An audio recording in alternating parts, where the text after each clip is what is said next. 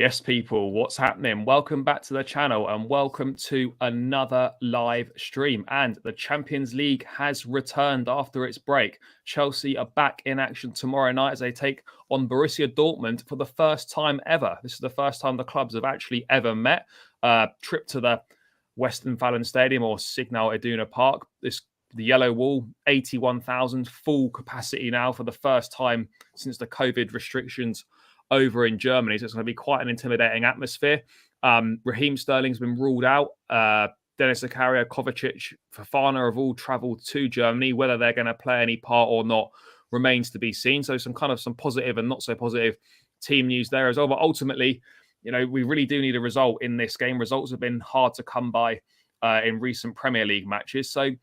But we have fared better in Europe. Potter unbeaten so far in the Champions League in his career. Obviously, he's only managed a few games, but not lost any of them. 2 wins against AC Milan, which massively helped us finish top of the group. And to be fair, some of our best performances in recent years, when we've been struggling in the league, have come in the Champions League. So you can never rule anything out. I'm not saying we're going to win it, but there's a switch of focus, a different competition. It could be exactly what we need, but it's going to be tough. Dharmesh, thanks for coming as always, bro. How are you feeling heading into this one? It's nice to have the Champions League back again. Yeah, thanks, Charlie, for having me on. Big up yourself, big up the chat, like and sub and all that.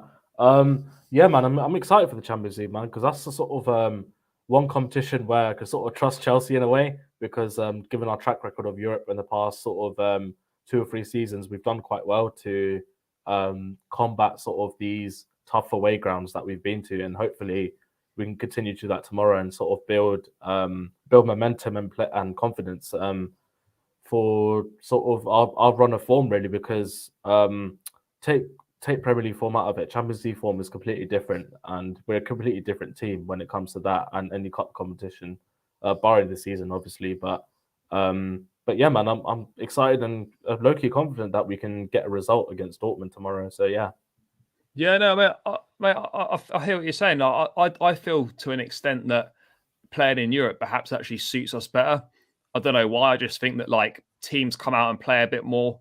The better quality of side don't sit back as much, as perhaps more space to exploit in behind, which will help the likes of Felix, Mudryk, etc. I think you get a bit more space in Europe than you do playing in the Premier League team. You don't tend to face, or certainly in the knockout rounds, you don't tend to face many, if any, teams that just get 10 men behind the ball and just play a low block, which we find difficult to break down. I think with the fact that teams are going to come out and play a little bit more should actually perhaps work in our favour. I also think as well, mentality as well is huge in these kind of games, because we've already been to a full Bernabeu last season. We've been to the San Siro this season as well, and then this time we'll be going to the Signal Iduna Park as well. And they're 3 stadiums where it's very hostile, and it will just build up a bit of mentality in these players, hopefully as well, getting used to sort of that hostile environment. So yeah, I think from that sort of perspective, I think it's great that these players can gain experience, given how sort of young and inexperienced our squad is on paper. Yeah, I mean, the big nights hopefully will bring out the best in the players. We need something. The form's been terrible. We're 2 wins in the last 13 Premier League games. We've got no away wins in the league since October against Villa Park. At Villa Park even. What have you made of kind of what's going on at the club at the moment in terms of the form? I think I look at it. I almost look at this season as almost in 3 sections. I look at the first part under Tuchel, which was kind of disastrous, really. I look at the second part, which is Potter up to the World Cup, which wasn't great. Still finding his feet, injuries to key players and whatnot, and then I look at the second. And then I look at the third part of the season so far, which is kind of from the January window onwards. So kind of from the Palace game onwards, where all the new signings have come in. And I sort of look at it and I think, look, yes, results have not been good enough. Clearly, we need to get better results. But you're asking an awful lot, and you're being very unrealistic, in my view, if you think that you can just sign 7 players, put them in the team, take some from the Ukrainian league, some from La Liga, some from the Portuguese league, some from Ligue 1, like chuck all these guys in the team.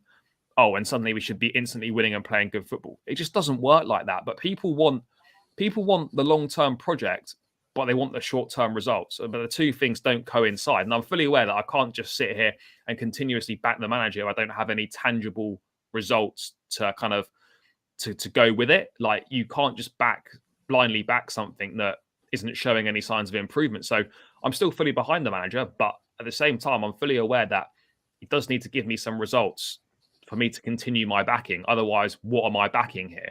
But I mean, do you sort of kind of think the season is now sort of started from when these signings have come in? Because it's virtually a completely different team and squad to what he took over from Thomas Tuchel back in September. Yeah, it's a weird one because I completely get what you're saying in terms of three stages of our season. Basically, obviously when Tuchel got sacked, and then obviously when Potter sort of came in, and now January, to be honest. But yeah, it's definitely an opportunity for us to prove why we're not a 10th place team, basically, to prove why we shouldn't be there. But at the same time, it's showing that the manager's getting backed for once, which we haven't seen in a long time, really and truly.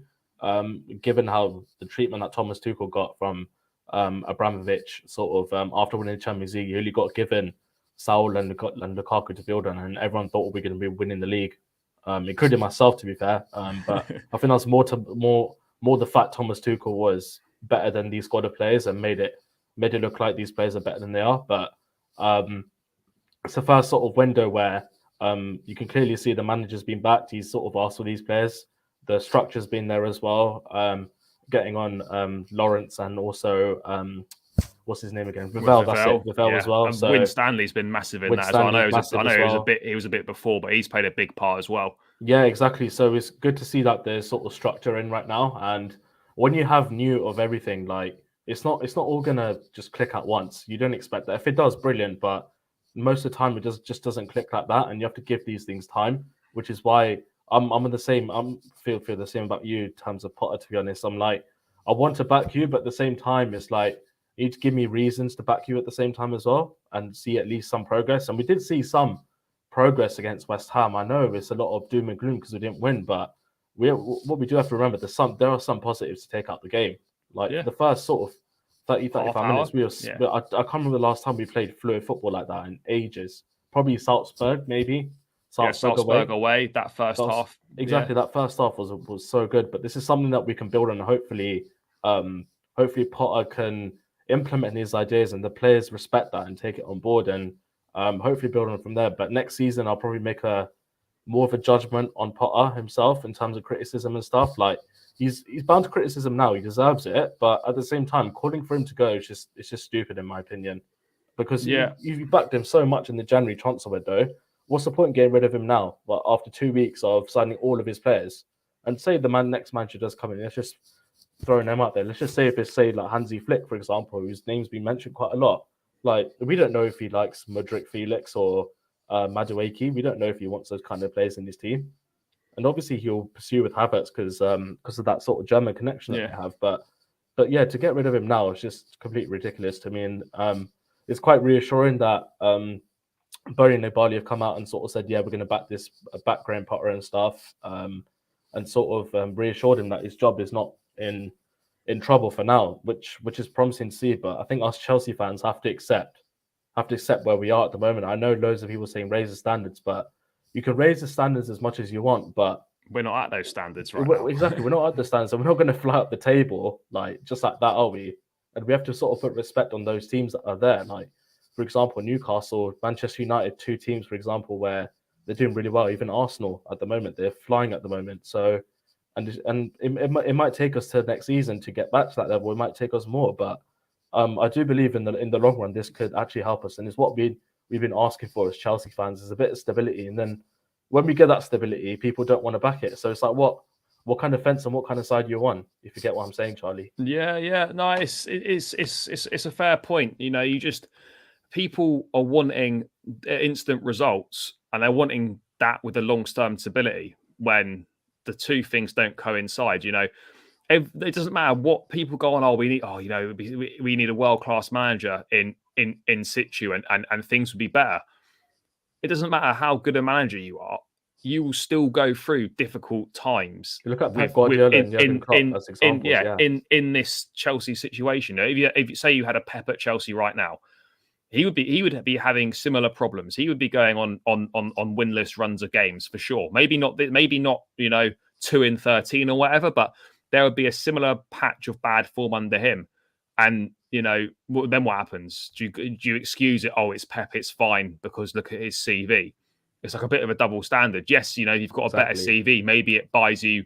Maybe you'd be like, look, actually, this guy's got this track record. Perhaps he gets a bit more time because of the CV. I kind of get that trail of thought, but at the same time, it's like Potter's here on merit.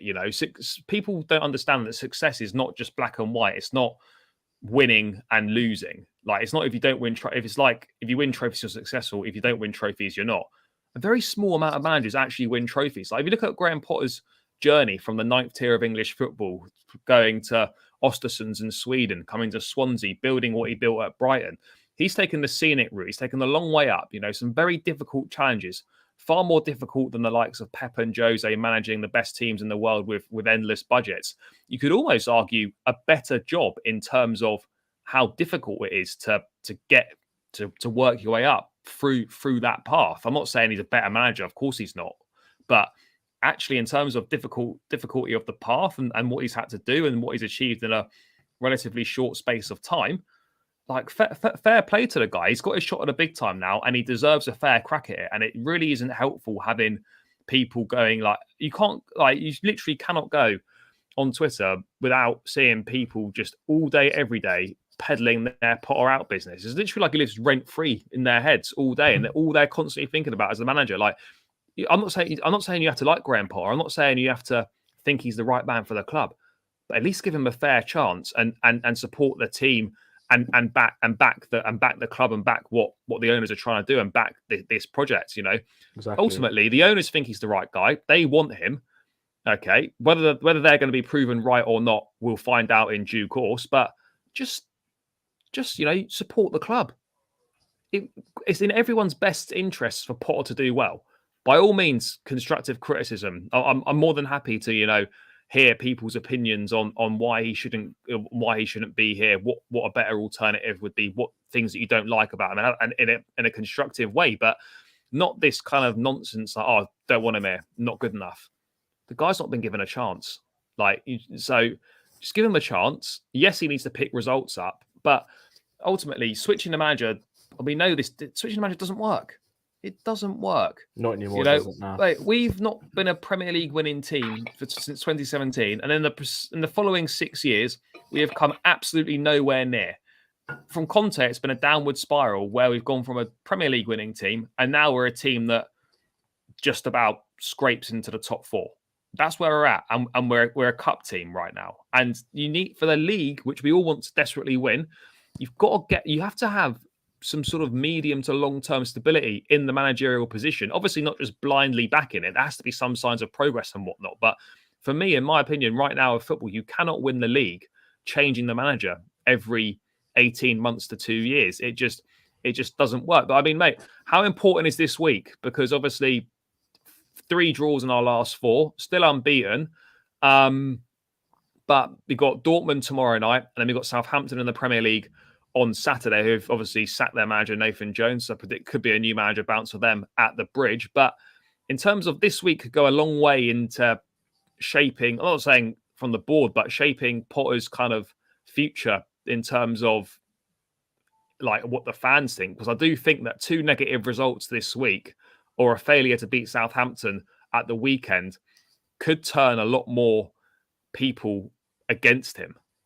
Yeah, I think the game tomorrow, obviously, I think it's probably the biggest game in our sort of season. Yeah. Just judging off this season and stuff.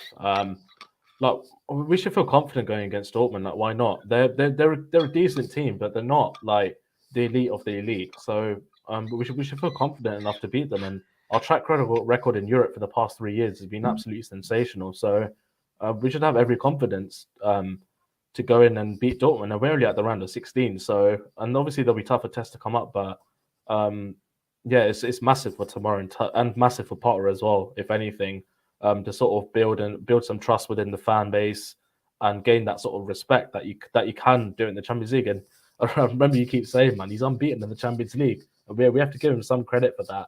to be honest. Even though it's probably how many games has he managed in Champions League in total? Maybe four or five? Yeah, four. Two four. against Milan, one against Salzburg, and the one against Zagreb as well. Yeah, exactly. So it's something to go off, to be honest. It's something that you can use for Potter, to be honest. And if he goes there and gets a result, I want the praises to be as loud as the sort of criticism that he's been getting. So yeah, man.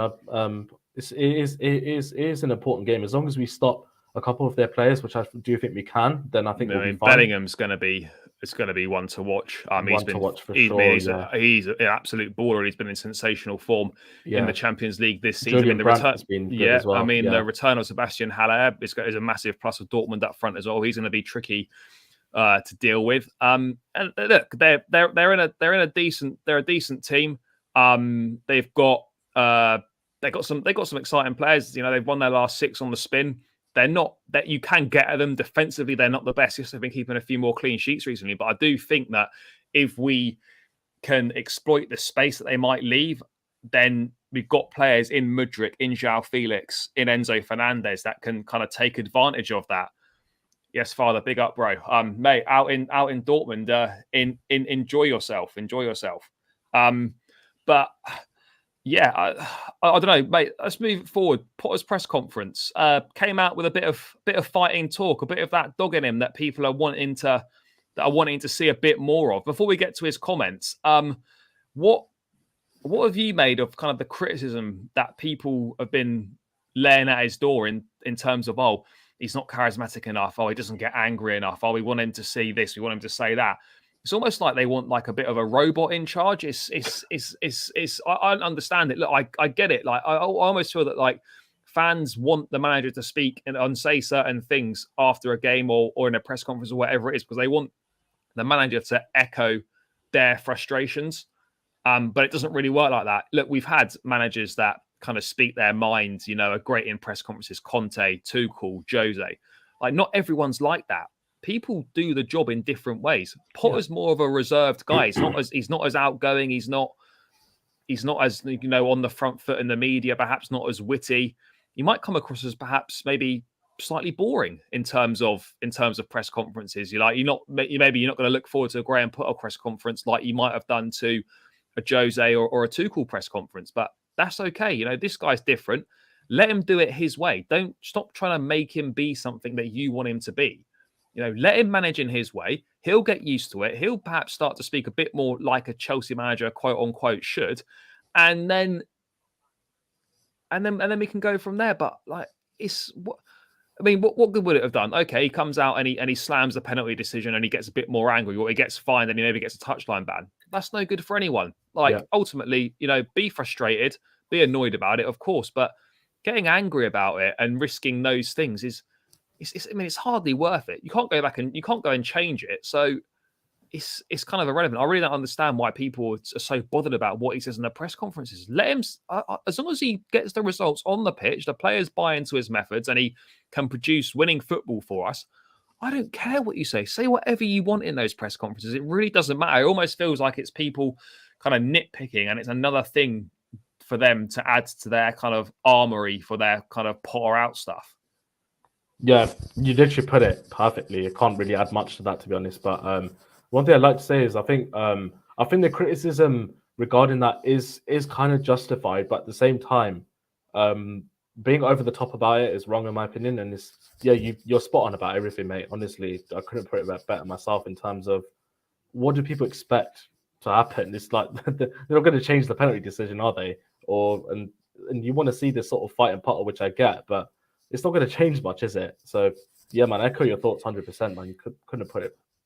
The most important thing is what he's saying in the dressing room, what he's saying to the players, what he's saying at the training pitch. It's almost like these kind of Twitter experts seemingly feel like they know what's being said at the dressing room behind closed doors at the training pitch, and like they're privy to those conversations and they know exactly what's being said. They haven't got one thing as well. Like they've Graham Potter's had this sort of thing before where I don't know if you remember, Charlie, but I think when he was Brighton manager, I think a few of the fans are booing him. Remember, or a few of their performances because they hadn't scored a goal in 3 games or something like that. Oh, I can't remember. Yeah, I think when he was Brighton manager, I think What the near chat near the near chat the might remember start? as well. Or near I the think start? no, I think this is literally last season when he was Oh, Brighton fair. manager.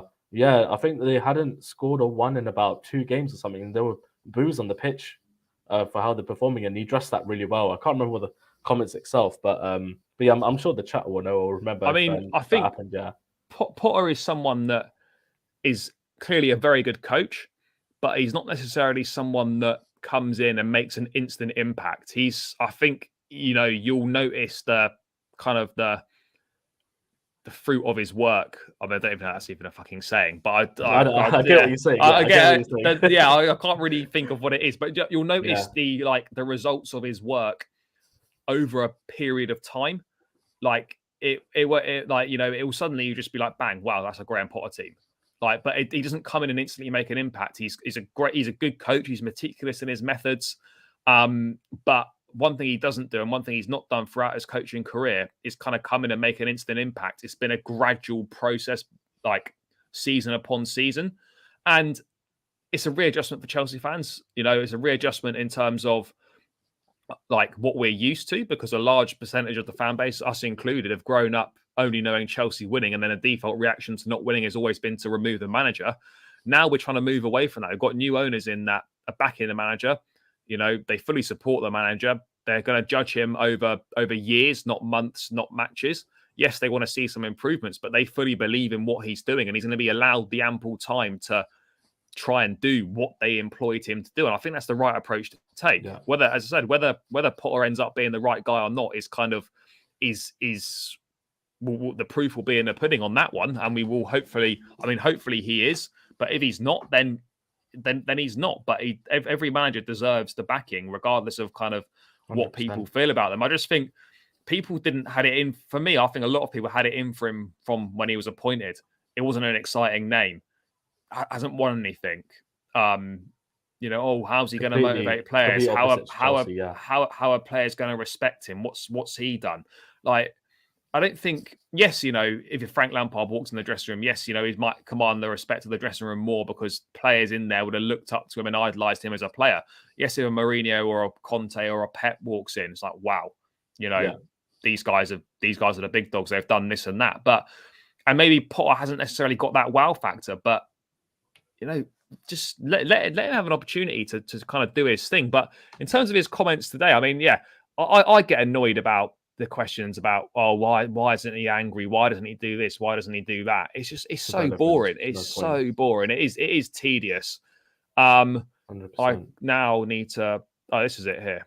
Yeah. So when he was asked about what makes him angry, if you think you can start a coaching career in the 9th tier of English football and get to this point now of Chelsea and the Champions League without sometimes getting angry or being nice, I would suggest you don't know anything about anything.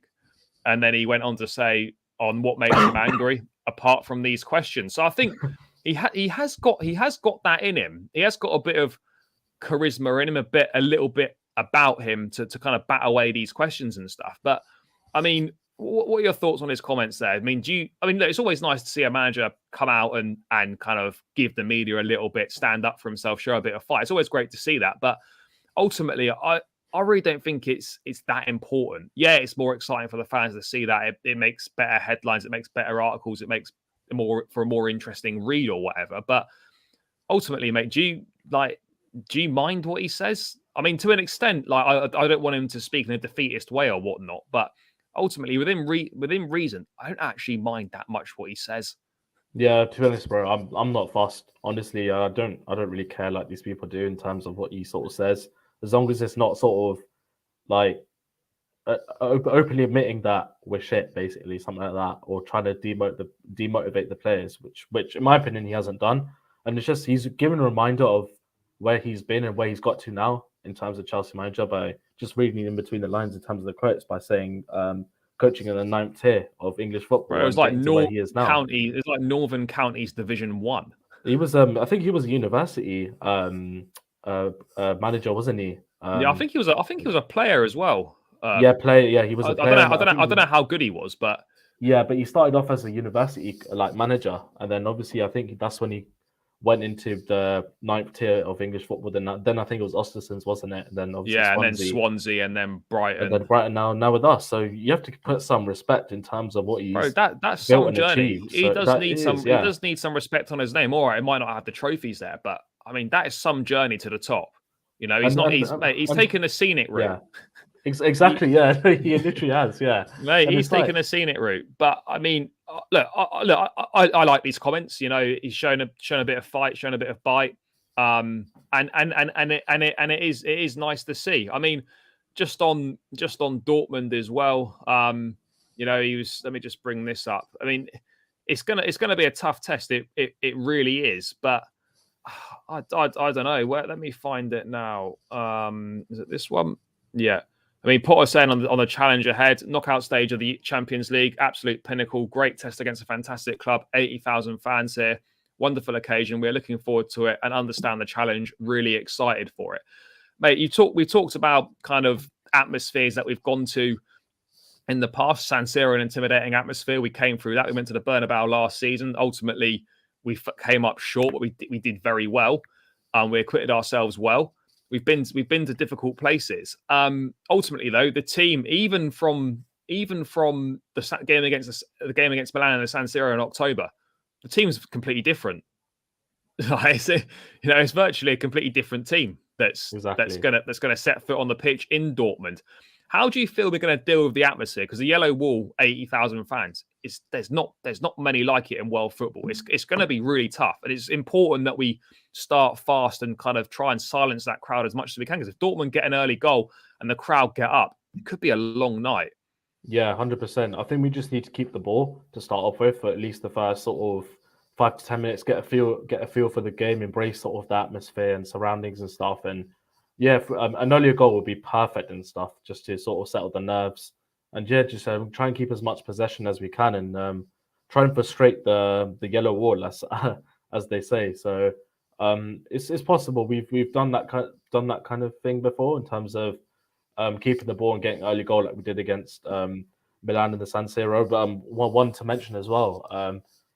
The year we actually won the Champions. Oh no, there was no fans, wasn't there? I was going to say no fans. Yeah, I was going to say Atletico away as well. Usually a tough. Well, yeah, but we did. We played him somewhere else. I think we played him in. Yeah. We played him in a different country. Didn't even play him in Spain. Yeah, no, I totally forgot about that. But we've obviously been to their stadium before. I think Batshuayi scored the winner that day. But, yeah, that was up. Yeah, no, we've done reasonably well. I just want to address these Ajax comments as well. because Yeah, go for it. Yeah, mate, it's honestly, mate, you're entitled to your opinion, but at least like have a little think about it. He's a good coach. Like ultimately, he might not have what it takes to move Chelsea forward, but he hasn't had a fair crack at it, and he deserves a chance. Brighton, like the job he's done at Brighton is phenomenal, and it really is annoying when people think he's not done a good job at Brighton because all right, there's no trophies there, but style of football, the scouting, the way like everything they do at that club is such a well-run club, and he's laid all those foundations and built that. You know, Brighton are ahead of Chelsea right now in a table, and yeah, Brighton probably are a top 10 side, but you know, it's not. He hasn't got a small club mindset. He's not like managing Chelsea the same way that he would be managing Brighton. You know, yes, the same principles of management, same principles of playing might be there, and this also, like, yeah, he bought his coaching team because that's what everyone does when that's what everyone does when they move clubs. They bring their backroom team form. These are the people that he trusts. These are the guys that he wants to work with. That's normal. That's got nothing to do with his mindset. Why would you not bring your coaching staff with you? As well. Trust is massive. Well. Yeah, trust is massive. I mean, look, everyone's entitled to their opinion. That's fine, but at the same time, I will call out opinions that haven't got any substance to them or are just quite frankly ridiculous. And unfortunately, Master Teacher, that's one of them. Like bringing a coaching staff with you is a standard thing. Everyone does that. Everyone does that. And we don't even know if like Graham Potter's going to flop. No, nobody knows if he's going to fail. Nobody knows. Like, this time next year, we might. People have made their minds up so quickly. So I hope that these same people that made their minds up so quickly, if we go on to be successful under Graham Potter, I don't want to hear from you guys. I don't want to hear from you because, you know, you were there bashing him week in, week out, every single day. Oh, he's not good enough. He's never going to work. It's this and it's that. If we start winning stuff under him and start becoming a successful side, I don't want to hear from you, because if you can't back us when we're struggling, don't enjoy our success. It's as simple as that. It's as simple as that. But yeah, nothing personal or anything. That's just my views on it, and it's cool. Right. What else we got here? Mate, let's move on to team news then. Obviously, Raheem Sterling has been ruled out, which is I kind of expected, I guess, really. Took a knock on his knee in training, missed West Ham, hasn't actually travelled at all with the squad. We obviously got no Madueke either, because he's not been registered. So it probably means that Hakim Ziyech or Mason Mount was going to end up starting on that right-hand side. I mean, how big a blow do you think it is, Sterling not being available? I mean, I personally don't think he would have started anyway, but as an option from the bench, it is a bit of a blow. Yeah, it's kind of frustrating hearing that news about Sterling, just purely because for sort of squad number options, to be honest, because obviously if Madueke was registered, I think he'd start anyway. But yeah, as well, having Ziyech there, like, I don't mind him passing the Champions League because he actually does turn up in the Champions League. But at the same time, we can sort of risk playing Ziyech a whole 90 because we know that Madueke will probably start against Southampton on Saturday. So yeah, and then maybe Sterling might be fit for enough for the bench on Saturday. Who knows? But yes, a bit of a blow having him in terms of not having sort of that experience, that Champions League experience with Sterling in there. Because of all of our front players, he's probably the most experienced out of all of them. Yeah. If you obviously you got Felix as well, but yes, Sterling definitely will be some sort of a miss tomorrow, I think, just as an option. So yeah. I mean, I don't know if there's been any updates on the likes of Zakaria, Kovacic, and Wesley Fofana. I'd be shocked if I think they're all trained. They trained, but I mean, I don't think there's been any updates on whether they're going to feature or not. I would expect all of them, if they are fit to play some part, would all be on the bench. I can't. I would be shocked if we chucked them in after. Definitely Fofana after not playing since first leg against Milan. Cover's been out for a while recently, and then obviously Zakaria hasn't played since Fulham away. So it's a big ask to kind of chuck these guys back in. So we'll have to wait and see. I don't actually think there's going to be that many changes to the side. I mean, just on Koulibaly, if there's something in the Athletic today saying, let me just find it now, that Koulibaly had found it difficult to adjust to a new working environment at Chelsea. Obviously, having been at Napoli for his whole career, he's enjoying being around London, is in the process of buying a new house in the city. I'm not saying that's like an excuse for his form, but I think like people don't realise when you've lived in like one country pretty much your whole life or most of your adult life, and then you up sticks and you go somewhere else, new people, new surroundings, somewhere you don't know. Like that does have a big effect on you. And then 100%. You've got to go and then you've got to go and perform in the Premier League. Yes, he should have done better, but I don't think it's as simple as he should have been playing better. And why is he not doing that? These things like not being able to settle that well, they all have a knock-on effect. And yes, we expected more from him, and yes, we probably should have got a bit more from him. But ultimately, there is a very good footballer in there, but we just haven't seen it yet. I mean, if he gets the nod tomorrow, and we'll come on to that in the team news, this could be a big moment for him in his Chelsea career. I mean, it's clear at the moment that Badiashile and Silva is the partnership in the Premier League, but Koulibaly's got a big opportunity in the Champions League to kind of remind everyone what he can do. I'm not saying he's going to start on Saturday because he won't, but it's an opportunity to remind the manager, to remind the fans of what he can do. I mean, this could be really important for him. Yeah, no, 100%. In the Champions League this season, he's actually been quite good. He's been especially okay, in the Milan games, he was quite good. A bit rash as usual from him, but I thought he handled it quite well.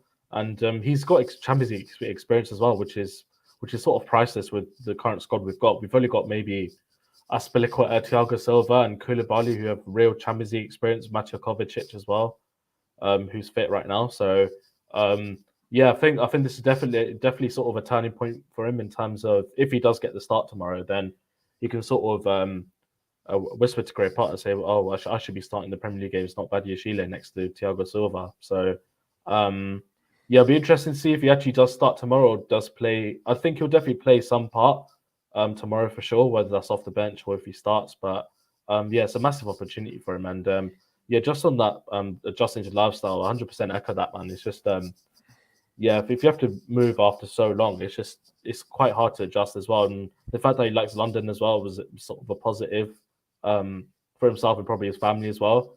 But you never know, man. Like come the end of the season, come next season, he might actually be the player that we expected. But judging from what he's given us right now, I don't think he'll be that. But whether you like it or not, he's definitely going to play some sort of part in our Champions League run, whether you like it or not, given the situation at the moment. He definitely will. I mean, let's move into our team. By the way, guys, keep smashing the likes on the stream. Subscribe to the channel if you haven't done so already. Trying to get to 3,000 subscribers as quickly as possible. So please do hit that big subscribe button if you're tuning in now and you aren't subscribed to the channel. I'd massively appreciate all of your support. Right then, let's move into the lineup. I mean, I've gone with a 4-2-3-1 here because I think that's probably what we're going to go with, given the personnel injuries in midfield. Do you think 4-2-3-1? I mean, there's a possibility of a 4-3-3, but I think it'll be a similar shape to what we saw against West Ham. What would you reckon, mate? Think pivot rather than a 3-man midfield? I think it'll just be a pivot. It'll be the same as similar to what we did against West Ham. So I think it'll be a 4-2-3-1. With the current players we've got available as well. So for sure. I mean, goalkeeper's pretty straightforward, really. I mean, I don't know what's happened to Mendy. I mean, obviously, like he's been playing shit and stuff, but he's been injured for ages. Yeah, I think he had a broken finger or something, but then hasn't he got a shoulder problem as well or something? Possibly, yeah. I've no idea. Mendy's actually fallen from the face of the earth, man. Mate, I actually can't remember. Really can't. Yeah, Kepa and sticks though. Mate, he's been doing really well, Kepa. Yeah, this season. The redemption from Kepa has been massive. And I know in the summer we may look at looking for a new goalkeeper. Is Kepa for me, like our Kepa or Mendy, Premier League winning goalkeepers? For me, probably not. I don't think so.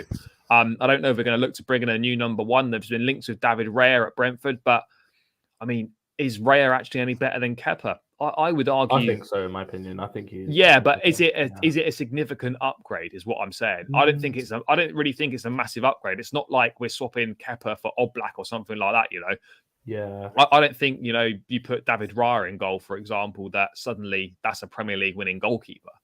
I don't think there's much in it between those two, if we're being honest. And I don't think Raya would come to be a number two either. Yeah, it's a tough one. Yeah, is a tough one. But I mean, yeah, it's going to be Kepa. Then right back is obviously going to be James. Mate, how great is it that Reece James is now kind of back in action, seems to be fully fit. I always get a little bit nervous when he goes down in a game because of the injury issues, but he's come through Fulham, where he played about an hour. He's come through 90 at West Ham. It looks like, he's kind of back to full fitness, and he's going to be such an important part for us tomorrow night. Yeah, 100%. I think he'll be coming up against, Gio Reyna, who plays on the left for Dortmund. So yeah, it should be okay to deal with. To be honest, I don't think Gio Reyna's all that, but it's just building that sort of match sharpness for Reece James. Because past two games, it's good having him back, but he's been average in terms of if we're looking purely at performances. So it's a big opportunity for Reece to show the form that he did in the Champions League against Milan. So I wouldn't want him playing the whole game, to be honest, depending on how the game goes. Just that we can keep him for Southampton as well. So but so thrilled to have him back, man. Honestly. Yeah, I mean, it does make a massive difference.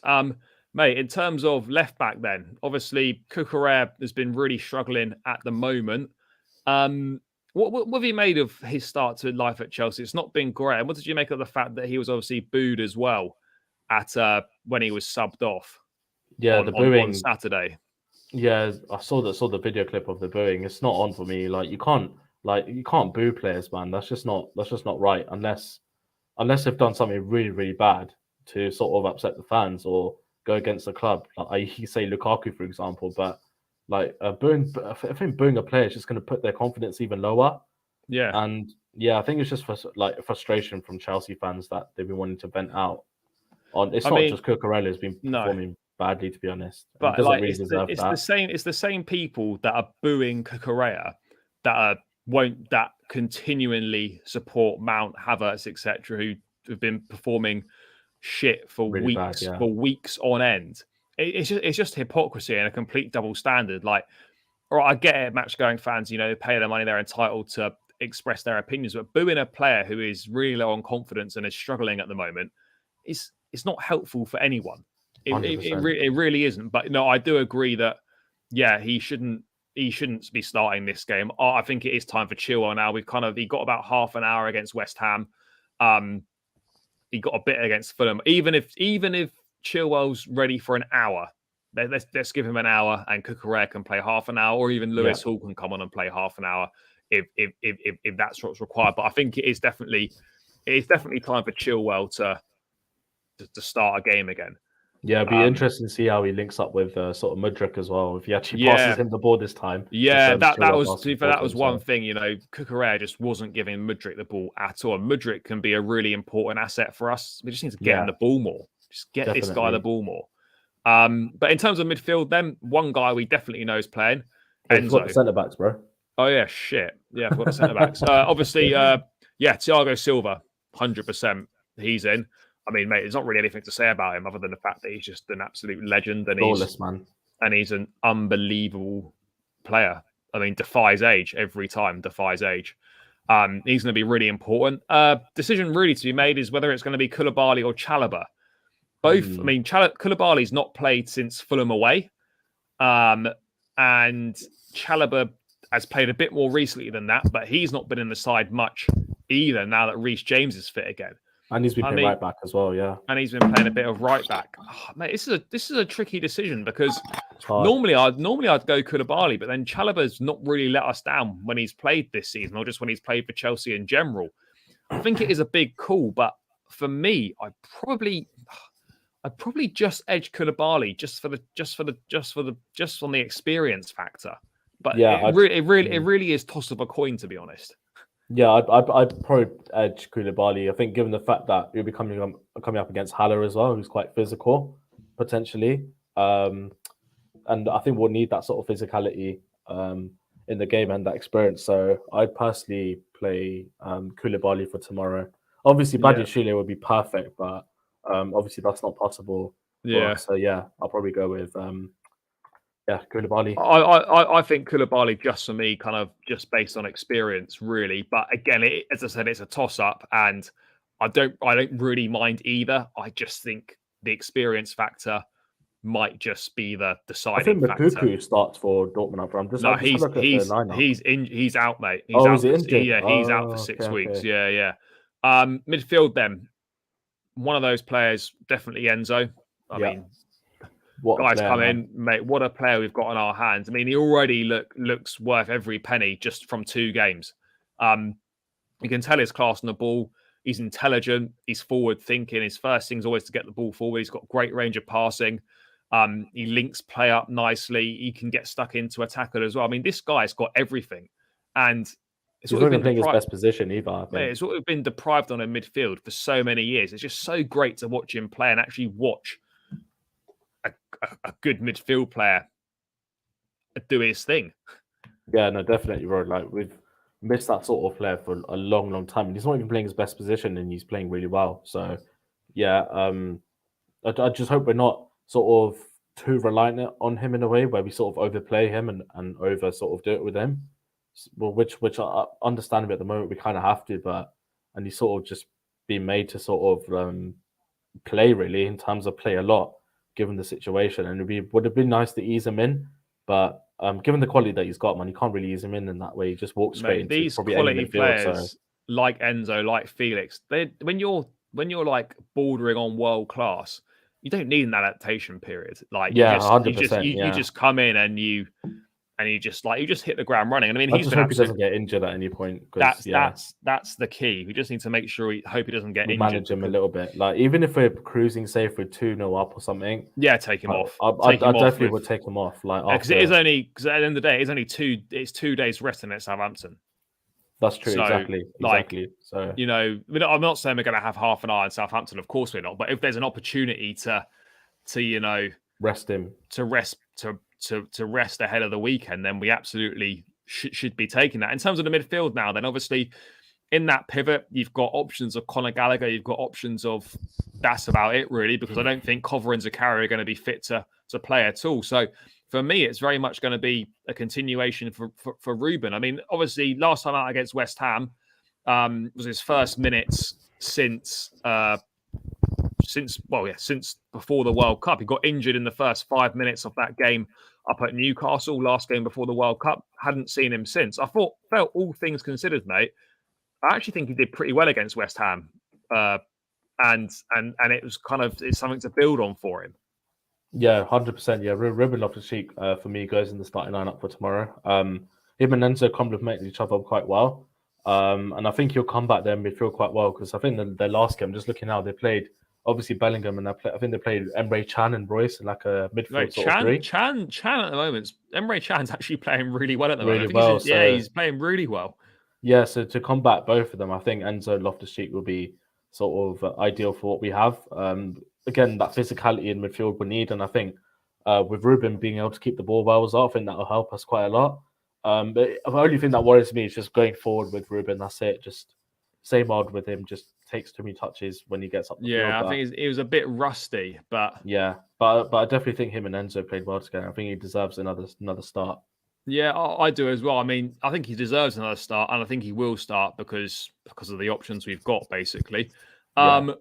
Right-hand side now, Madueke not in the squad, as we said earlier. Sterling's out. It's basically, is it going to be Ziyech or is it going to be Mount? Those are the only options we've got there. I personally don't feel that Mason Mount should return to the starting lineup yet. Rightfully dropped against West Ham. It was about time. Came on in that game, didn't really do anything. He doesn't warrant a start for me in this game either. So I guess by default, it kind of just has to be Hakim Ziyech. I mean, we talk about all this money we've spent on players and whatnot, but I guess the registration rules have scuppered us a little bit. I'm not saying that Ziyech is an awful player, but I mean, ideally, you wouldn't be playing Ziyech on this right-hand side here. But I think it is going to, if it's him or Mount, then it's at the moment, it's Ziyech all day for me over Mount. Yeah, for me, I'd go Hakim Ziyech as well, given the options, but I just got a feeling Mason Mount will somehow start the game, I think. Whether that's as a cam, if we put Felix out wide, for example, and then Havertz up top, I can see that happening. But for me personally, I'd go Hakim Ziyech, and I think he'll have to do quite a lot of tracking back to help Reece James, because I think they'll both come up against Julian Brandt and Guerrero. Ziyech doesn't do any tracking back. It does no defensive work. You say that, but his work rate is kind of underrated. I think a lot of fans assume that he's just lazy, but he actually does put a shift in. But whoever plays on the right side will definitely have to help out Reece defensively as well, because the Reece to get caught out against West Ham, and I think he still needs to sort of get that match sharpness and match fitness back in terms of defense. And they'll be coming up against Guerrero, who's quite attacking. He's a quite attacking left back. As well as Julian Brandt, who's apparently in good form as well. Yeah. So going from that side, I'll probably have to say Hakim Ziyech, but it won't surprise me at all if Mason Mount is in the starting 11 somehow. Yeah, I wouldn't be surprised either. But I would go with Ziyech. In this in the Champions League as well. Ziyech, he in this number 10 role, it's easy. Picks himself, Felix. I mean. I saw 60 minutes at Fulham. He looks really promising. And we had to wait another month to see him. Comes back against West Ham. He's up in that first 30 minutes. I mean, he was the best player on the pitch, him and Enzo. Like, the guy is so good. The way he links up plays, intelligent. The runs that he makes, his finishing ability. He's just got that aura about him.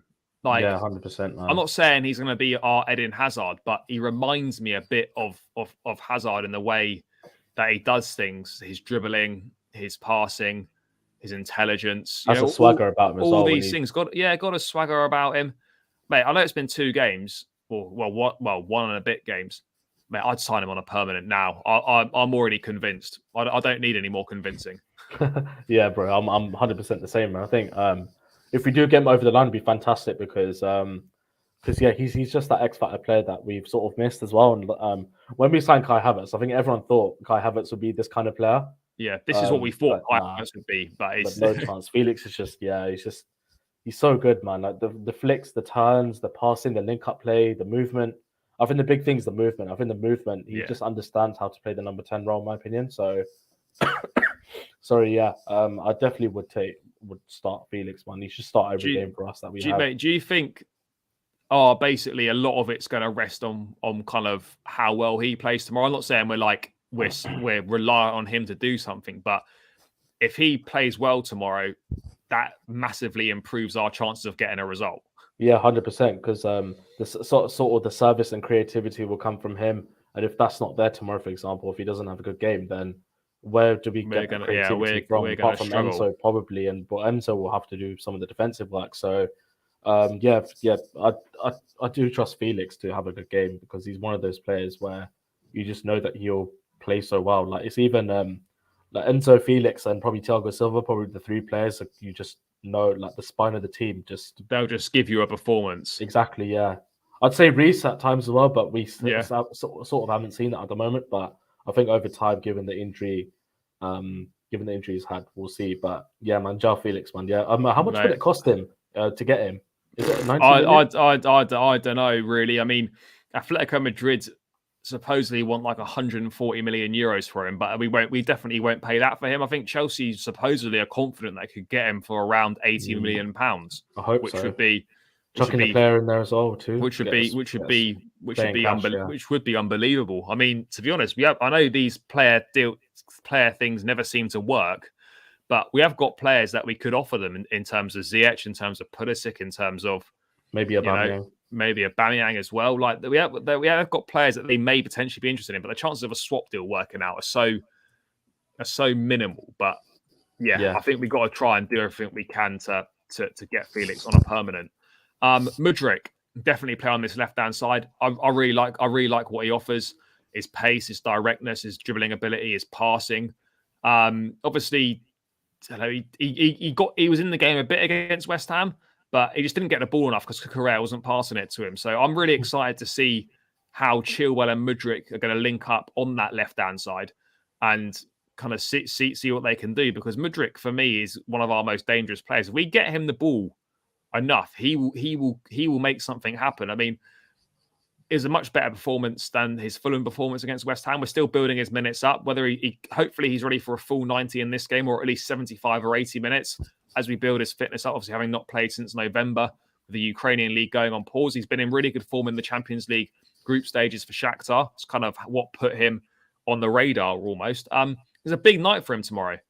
Yeah, 100%. Even against West Ham, I thought he was good given the sort of lack of service that he got. The pass for Havertz was mad. It was really I know it was just offside, but it was a sick pass. It was so good, man, and it just shows what you can do. And he was winning free kicks here and there as well. It was quite really critical of Potter that he took him off, to be honest, because I thought he was starting to get back into the game, but he's just building his minutes up. Yeah, in the Champions League night, man, anything's possible with sort of Mudryk. We've seen what he can do. Seen the ability that he has. Is just like you said, how much of the ball he can get, how well we can link up with, say, like Enzo, Felix, and also who we play up front. So man, just I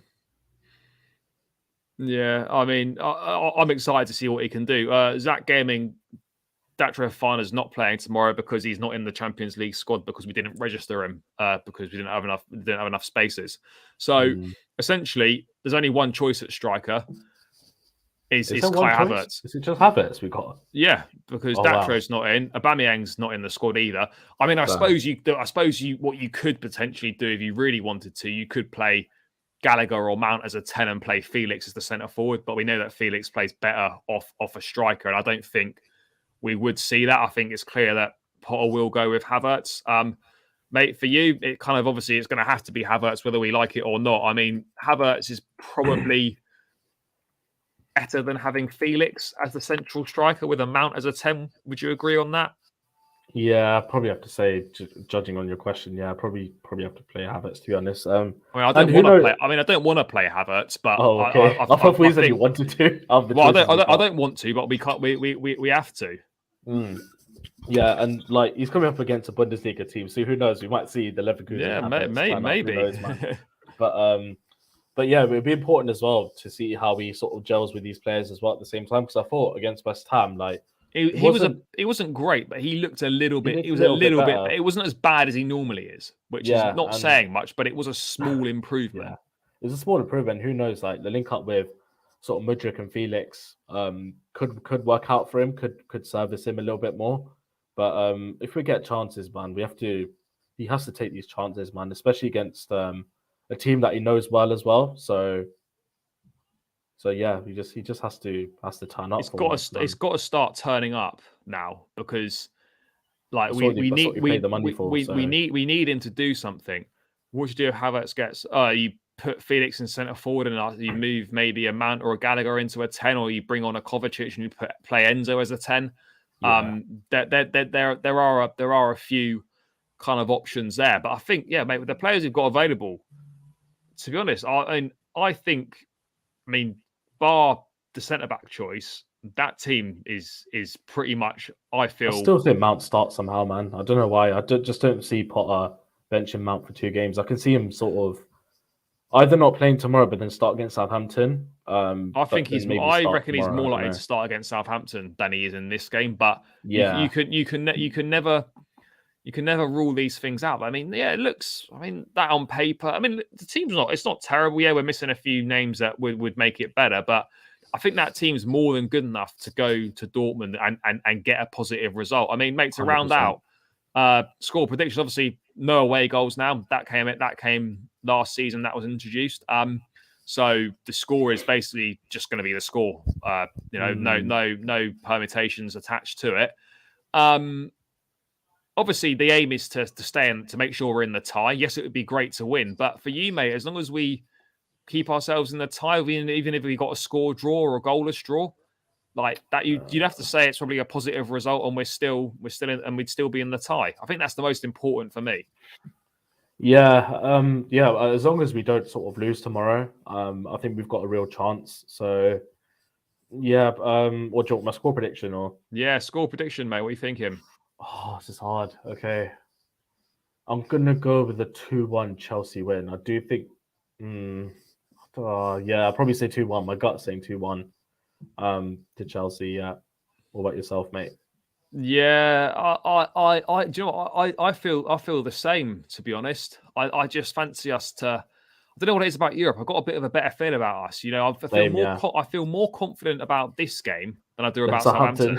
Yeah, it's mad, but I feel more confident about getting a result in this game than I do against Southampton on the weekend. I think Mudryk will score tomorrow. I've got a feeling Mudryk will score tomorrow. I also think a 2-1. I don't think we'll keep a clean sheet. I think they probably will score.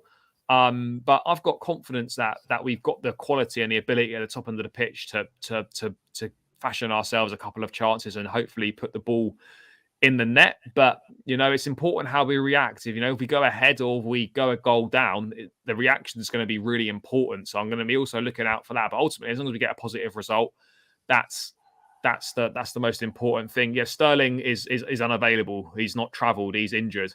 But yeah.